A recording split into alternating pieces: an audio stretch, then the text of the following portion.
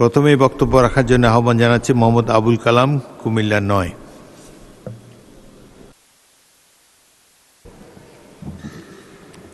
বিসমিল্লাহির রহমানির রহিম। মাননীয় স্পিকার, আপনাকে ধন্যবাদ।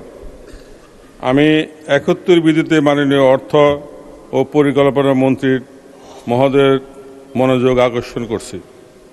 উত্থাপিত বিষয়, কুমিল্লা জেলার আমার নির্বাচনী এলাকা মনোহরগঞ্জ উপজেলার জন্য একটি মেগা প্রকল্প গ্রহণ প্রসঙ্গে মাননীয় স্পিকার, ২০০৫ সালে ৫ই ফেব্রুয়ারি আমাদের গণতন্ত্রের মা, তৎকালীন প্রধানমন্ত্রী, বাংলাদেশ জাতীয়তাবাদী দলের বিএনপির চেয়ারপারসন, আপসহীন নেত্রী মরহুমা বেগম খালেদা জিয়া আনুষ্ঠানিকভাবে ১১টি ইউনিয়ন নিয়ে মনোহরগঞ্জ উপজেলা গঠন করেন।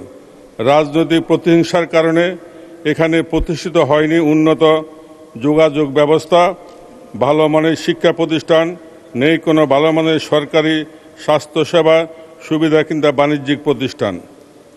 যৌক্তিক দাবি শাখার শর্ত মনোহরগঞ্জ উপজেলা এলাকায় প্রতিষ্ঠা করা হয়নি পৌরসভা। এক কথায় বলা যায়, আধুনিক জীবনযাত্রা সব কিছু এখানে অনুপস্থিত। পিছিয়ে পড়া মনোহরগঞ্জের সার্বিক ভৌত অবকাঠামো উন্নয়ন এখন সময়ের দাবি বলে আমি মনে করি।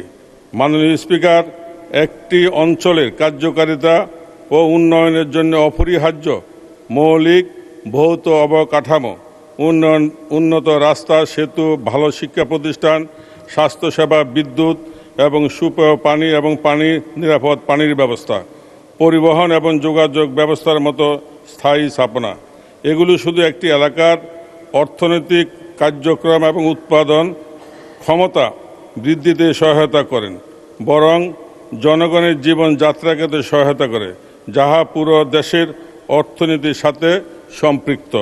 এমত অবস্থা কুমিল্লা। আপনারা দেখছেন মেঘনা টিভি, সত্যি সন্ধানে সবসময়। এছাড়া দেশ বিদেশের নিত্য নতুন খবর জানতে মেঘনা টিভির ফেসবুক পেজ facebook+meghna tv.bd তে লাইক দিয়ে আমাদের সাথেই থাকুন।